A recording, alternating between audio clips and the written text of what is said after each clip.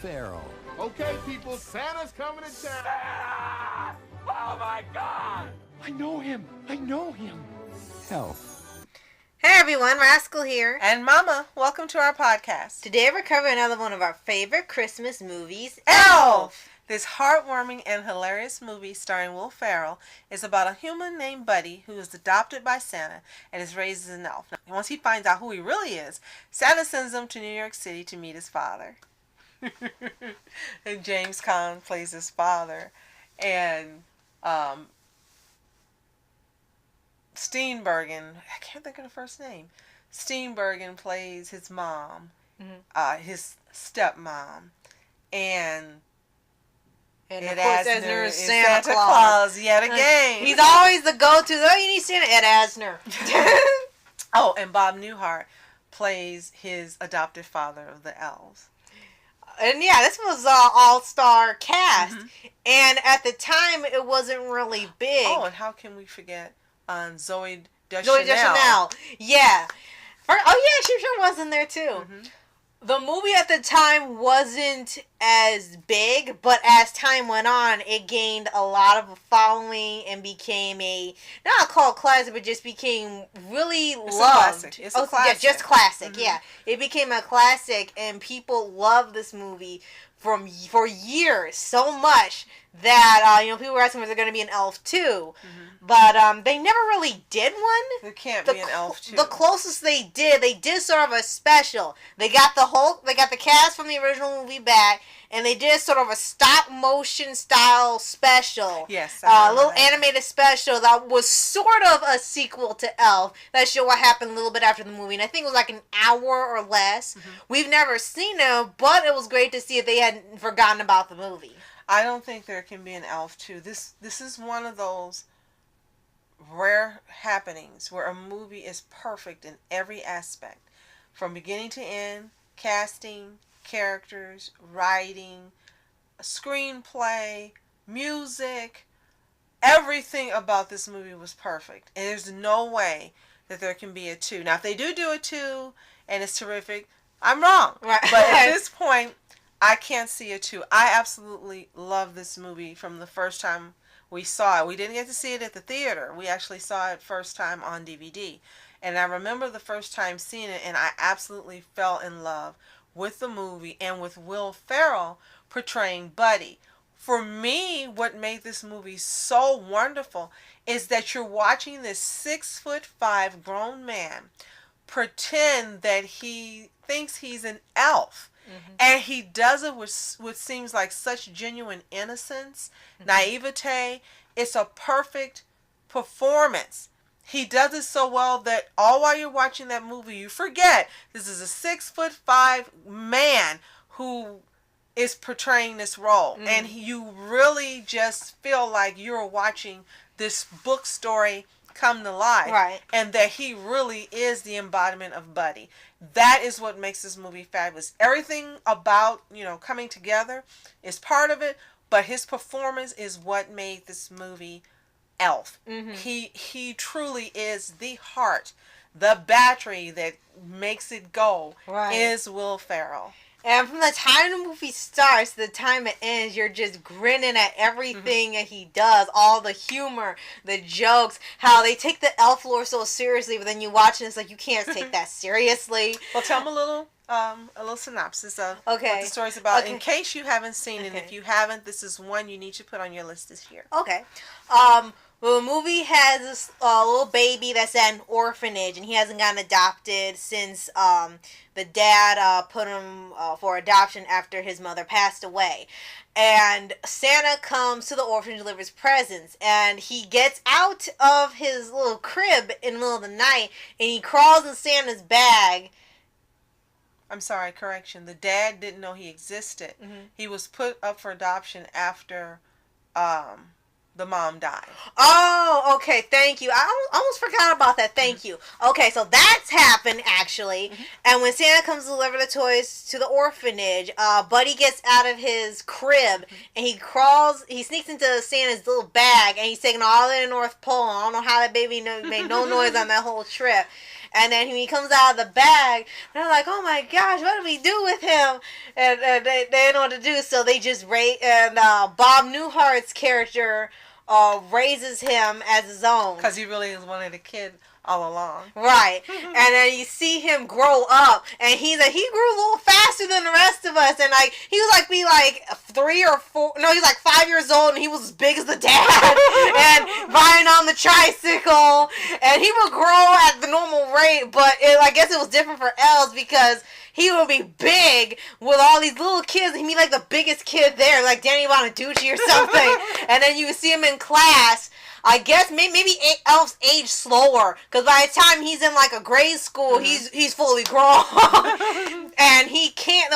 His only flaw is he can't make toys as fast as them. Right. He can make them very well, but he can't go as fast as them, and he thinks he's a cotton-headed Niggy Muggins. Niggy Muggins. It is hilarious, and he overhears that he was adopted by some jerk elves, and then he kind of just loses it because he's like, ah!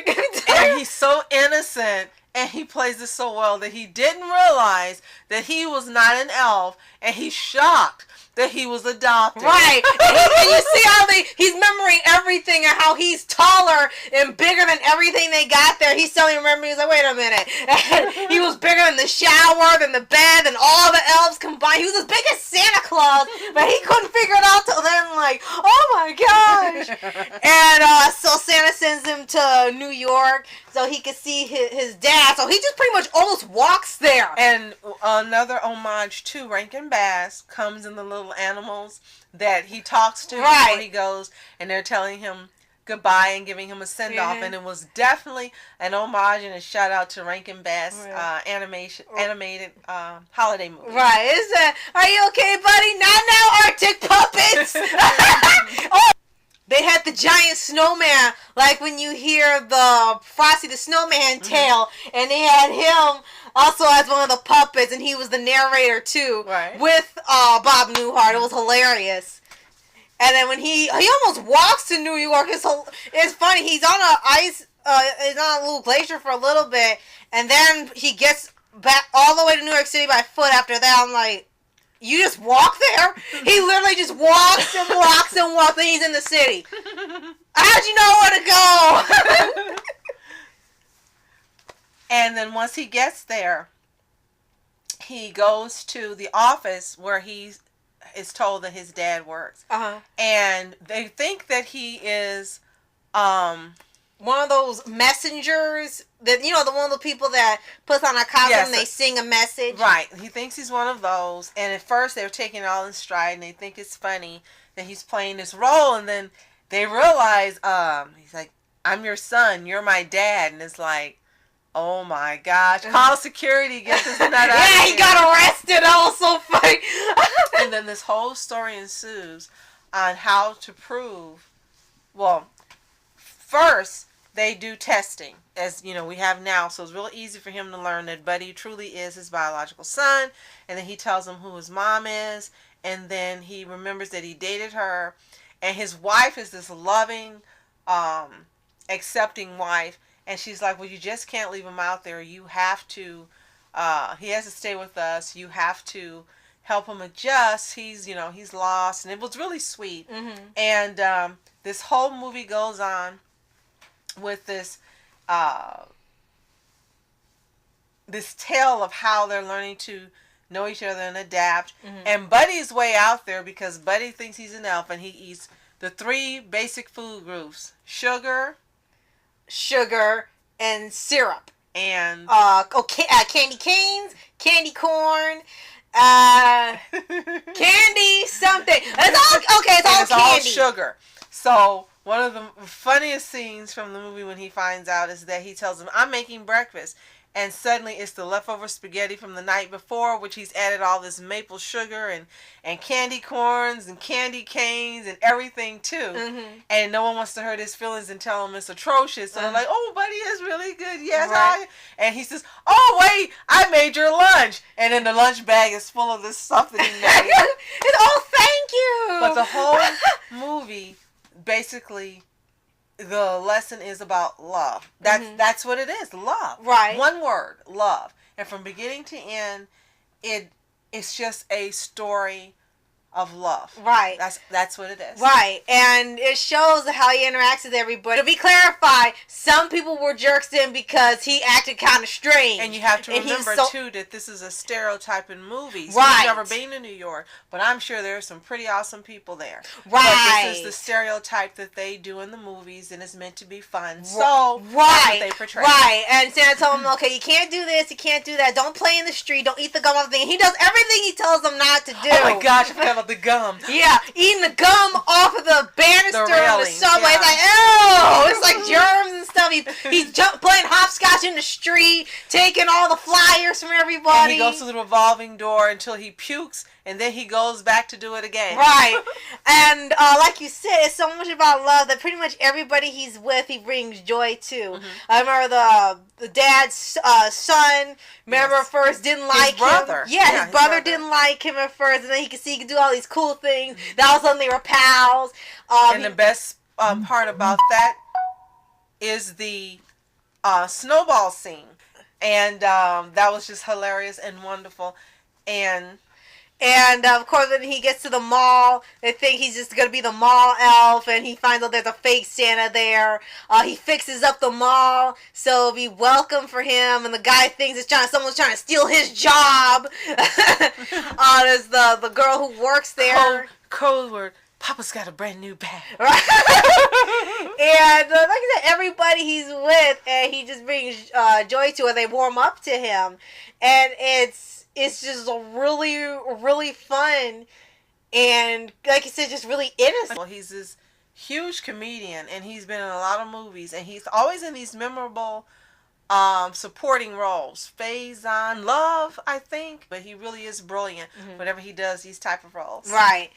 And like I said, the whole movie is super fun. The only one he kind of had a problem with, but he never was, upset at the guy, was that they had this big time Arthur come to the dad's job to pitch a book, and he was very, very short, and Buddy didn't know better, so he's like, "Oh, well, Buddy thought he truly believed he was an elf, right? Because this is." These are the people he's seen his entire life. So as soon as he saw him, he was so excited because he thought one of Santa's elves had found him. Right. I didn't know you had elves here. Wait, you're hilarious, my friend. Did you have to borrow a reindeer to get down here? Hey, you feeling strong, my friend? Call me elf one more time.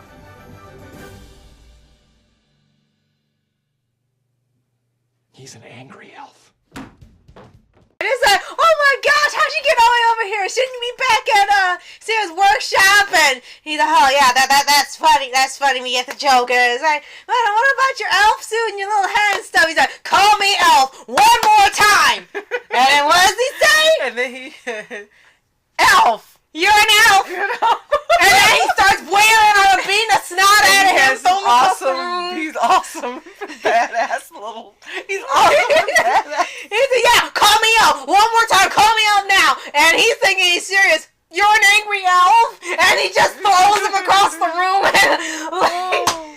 Oh my gosh. We could just go on and on. There's way too many scenes to talk about. But ultimately, the movie culminates in people learning the true spirit of the holiday season, and again culminating in a group of strangers showing expressing love, and that's what this movie is. Nothing but a love fest. Right. Absolutely beautifully well written, well produced, beautifully acted. Mm-hmm. Just labor perfect. Mm-hmm. One of the most perfect holiday movies ever made. And it's now become a part of our holiday viewing. We cannot go through the season it's tradition without watching now. This movie. It's definitely a tradition. And we could just say thank you so much for making this movie. Mm-hmm. Everyone always thinks about Elf on the Shelf, or I love to say Shelf on the Elf, but it doesn't compare. I know some of you probably like Elf on the Shelf. Tell us why in the comments below. But this particular movie is just a testament of what a perfect movie can be. A testament that you can have humor, you can have a plot, you can have great acting, you can have a topic that is a common topic and has been done over ad nauseum, but is done in a beautiful, perfect way that is unlike anything else that is out there. So kudos for this, for you guys making this movie, and thank you for something that's become a tradition for us every single year. Yes, and we've had so much fun watching every single year. We've had so much fun watching every single year, and just laugh at every single moment from this movie, and has become just a timeless classic With a happy ending. Right. With a happy ending, because I don't want to see unhappy endings in a holiday movie. Right. The ending to this was beautiful, not sappy, not overdone, just perfect. Right. So for those of you who've seen Elf, let us know what you think in the comments below. What's your favorite scenes? Who's your favorite character? Of course, you know mine is Buddy. And who's yours? Oh, definitely Buddy. Buddy, yeah. He's too lovable. Yes. So, thank you for watching. That's it. I'm Masco Entertainment. And I'm Mom Entertainment. Have a fantastic day. And be sure to keep Santa's sleigh running with your holiday spirit. Best way to spread Christmas cheer is singing loud for all to hear. And reporters sitting flashing lights, trying to walk around, man, who the hell are you? What you wanna do? Well, man, it's on you. Man, it's on you. Hit her in my dreams, she was my queen. A castle in the mountaintops, rivers and streams. Plucking sunlight from the sky in my pocket.